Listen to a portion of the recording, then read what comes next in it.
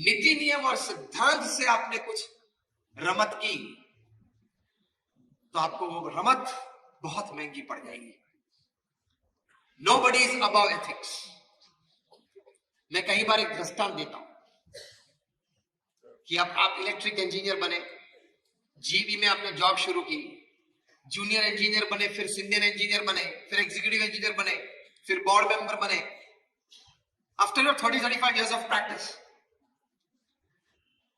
और fine Sunday morning आप बैठे हो घर पे, चाय का एक कप आपके हाथ में, न्यूज़पेपर है, और ऐसे ही आप बैठे हो रिलैक्स मूड पे। आप जीबी के चेयरमैन हो, पूरे राज्य में इलेक्ट्रिसिटी का डिस्ट्रीब्यूशन आपकी सत्ता से होता है। आपके सामने प्लग है, और अगर आप कैफ में आ जाए और बोले कि देख ये जीबी के चेयरमैन की उंगली है, ओके, और मैं प्लग में डालता हूं, ध्यान रखना तेरा डिस्ट्रीब्यूशन मेरे हाथ में।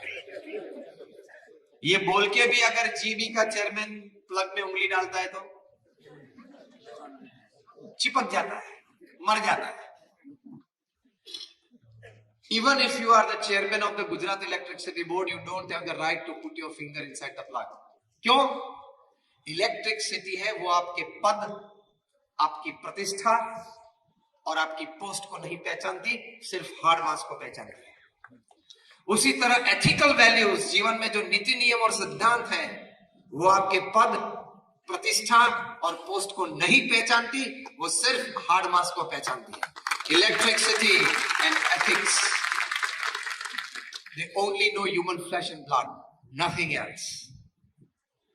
तो ये हमेशा घर कर लेना। और एक बात, अगर आप पकड़ा नहीं गए तो भी you have cheated your own self.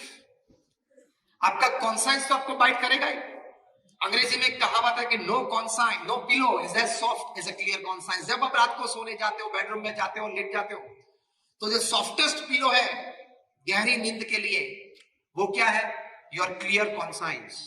आपका अगर हृदय पवित्र है कि मैंने किसी का गलत नहीं किया, किसी का जूठा लिया नहीं, किसी को कोई दगा नहीं दिया, तो that is your most clear conscience and you enjoy a beautiful life.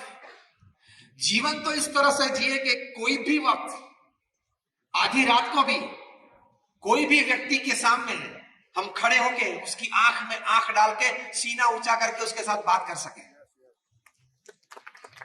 ऐसा जीवन अगर आप जिए तो उसकी कीमत है, और उसकी कीमत होती है when you are ethically right,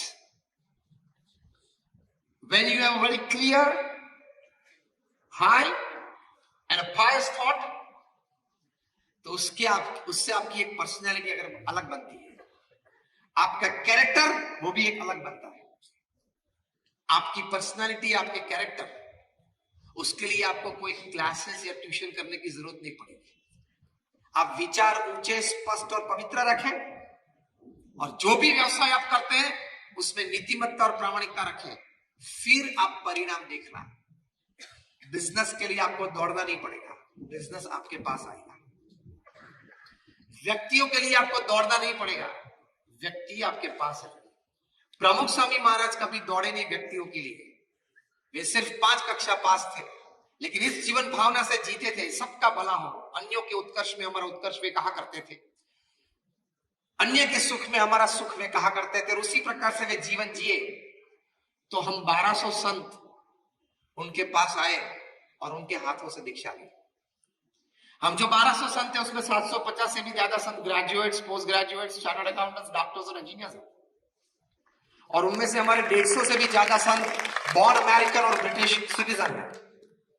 उनमें से हमारे 50 से भी ज्यादा संत इंस्टीट्यूट्स में पढ़े हैं, Stanford, Harvard, Carnegie Mellon, Yale, Kellogg, Cambridge, ऐसी यूनिवर्सिटीज में। कहीं हमारे संत हैं वो 22-25 साल की उम्र में 1.5 लाख 2 लाख डॉलर की तनख्वाह छोड़ के आए।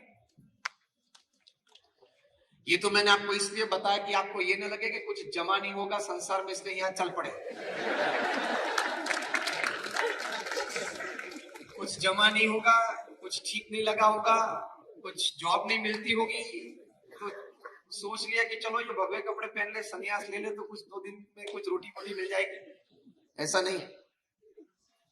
और हम लोग जो ये बात करते हैं, हमारी पूरी संस्था के संचालन में हम सब संत जुड़े हुए हैं, हमारी हॉस्पिटल्स, हॉस्टल, स्कूल्स और कॉलेजेस हम चलाते हैं. So we know what is management, we know what is administration, we know what is HR, we know what is system. वो भी काम करते हैं और ये भी काम करते हैं. पूरा दिन वो काम करते हैं और शाम को ये प्रेरणा देने की काम करते हैं. दोनों अगत्य के बारे में मैं ये बात करता था कि आपके विचार ऊंचे, स्पष्ट और पवित्र रखेंगे और आपके कार्यवाही में आप नीतिमत्ता और प्रामाणिकता रखेंगे. Resources have to come to you, people have to come to you, money has to come to you. You become a natural object of attraction. आपकी पर्सनैलिटी, आपका कैरेक्टर कोई और कक्षा पे पहुंच जाएगा. गांधी जी को संकल्प था कि निस्वार्थ भाव से भारत को स्वतंत्रता देनी है, और उनका भाव निस्वार्थ था. किस बात से प्रूव हुआ कि स्वतंत्रता के बाद उन्होंने प्राइम मिनिस्टर की पदवी नहीं ली. अगर वे चाहते तो बैठ सकते थे, सब सहमत थे, लेकिन नहीं ली. उससे ये बात आज हम कह सकते हैं कि उनकी भावनाएं निस्वार्थ थी. तो ये विचार से, ये प्रवृत्ति से, नीतिमत्ता से काम करते थे. उनकी पर्सनैलिटी कैसी थी? सरदार वल्लभ भाई पटेल ये नीतिमत्ता और विचार से काम करते थे, तो उनकी पर्सनैलिटी और कैरेक्टर क्या थे? इंग्लैंड के प्रधानमंत्री दूसरे विश्व युद्ध में थे, विंस्टन चर्चिल. उनको बोलते हैं वॉर टाइम प्राइम मिनिस्टर. और एक घटना ऐसी बनी थी कि हिटलर ने जर्मनी से 300 वॉर प्लेन भेज दिए थे लंदन पे, और पूरे लंदन पे कारपेट बॉम्बिंग किया था. कारपेट बॉम्बिंग मतलब यहां एक बॉम्ब गिरा, उसकी इफेक्ट जहां तक हो उसके पहले दूसरा बॉम्ब गिरता है. अभी तो हजार के 10 डाले हैं. तो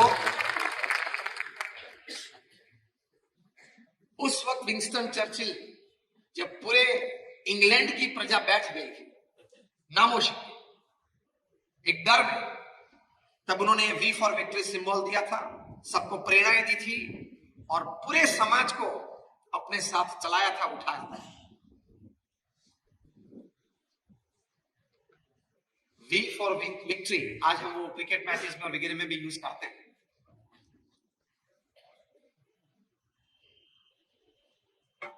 फिर हमारी मैचेस होती हैं, कोई प्रसंग होता है, हमारे फैमिली में कोई घटनाएं बनती है, तो हम वी फॉर विक्ट्री करते हैं.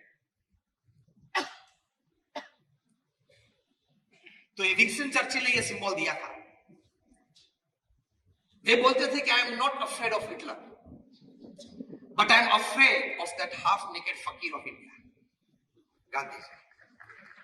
जब आईसीएस ऑफिसर्स की कॉन्वोकेशन में जाते थे, इंडियन सिविल सर्विसेज, आज उनका नाम है आईएएस. आईसीएस ऑफिसर्स जो 22-25 साल के लड़के हैं, बड़े प्रभावशाली व्यक्तित्व वाले होते हैं, डायनामिक होते हैं. उनके कॉन्वोकेशन डे में जब विंस्टन चर्चिल जाते थे, तब उनको बोलते थे कि अब आप भारत जाएंगे, बड़े बड़े प्रोविंस के गवर्नर आप बनोगे, बड़ी सत्ता आपकी रहेगी, कहीं बड़े काम आप करेंगे, लेकिन एक काम मत करना. तो ये बोलते थे, कौन सा काम हमें नहीं करना है? Are we not entitled and authorised to do everything? तो क्या, हाँ, you are entitled, you are authorised to do everything, but don't do one thing. वे बोलते थे क्या? तब विंस्टन चर्चिल बोलते थे, don't talk to Gandhi and Sardar. Bharat में जाके आप गांधी और सरदार से बात मत करना, बाकी आपको जो मन चाहे वो करना. तो ये लोग बोलते थे, भाई क्यों, ये दोनों कौन है, क्यों से बात नहीं करनी है? तब विंस्टन चर्चिल बोलते थे कि ये दोनों के विचार इतने स्पष्ट, ऊंचे और पवित्र है, उनका जीवन इतना पवित्र है, अपने कार्य में वे नीतिमत्ता और प्रामाणिकता को कभी उन्होंने छोड़ा नहीं, बड़ी एथिकल वैल्यूज से वे काम करते हैं. तो उनकी जो पर्सनालिटी है, उनका जो कैरेक्टर है, वे इतना पावरफुल और ओवरपावरिंग है कि 10 मिनट की मीटिंग अक्रॉस द टेबल, और वे एक पेज आपके मुंह पे फेंकेंगे और बोलेंगे साइन इट. आप दब जाओगे उनकी पर्सनालिटी के नीचे, and you will sign a blank paper, they will write the text after that. आप ब्लैंक पेपर पे आप साइन कर दोगे और बाकी टेक्स्ट वे बाद में लिखेंगे. इतनी पावरफुल दोनों पर्सनालिटीज है. मतलब भारत जाने के बाद आप ये गर्व मत रखना कि मैं आईसीएस हूं, जो काम करना है करना, ये काम मत करना. तो आपकी पर्सनैलिटी और कैरेक्टर इससे पावरफुल बनता है।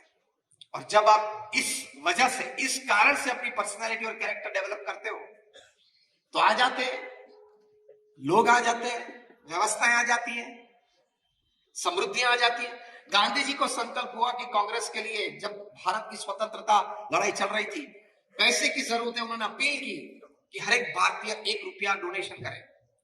उस वक्त तो मोबाइल फोन थे भी नहीं, ये भी लैंडलाइन नहीं थे, मतलब व्हाट्सएप तो था ही नहीं, मेल्स था नहीं। करोड़ों का ये उपदेश गया आगे, और आपको जान के ताज्जुब होगा कि विदिन 72 आवर्स, 3 दिन में भारत के कोने कोने में से लोगों ने 1 रुपया दिया और 40 करोड़ रुपए दिल्ली पहुंच गए इन 3 डेज। वो गांधी जी के वचन पे, उनका नाम लेके कोई घर घर जाता, छोटे से गांव में भी, रिमोट विलेजेस में, कि गांधी जी ने ये कहा, उनके नाम से लोग 1 रुपया दे देंगे। क्या पर्सनालिटी होगी, क्या कैरेक्टर होगा।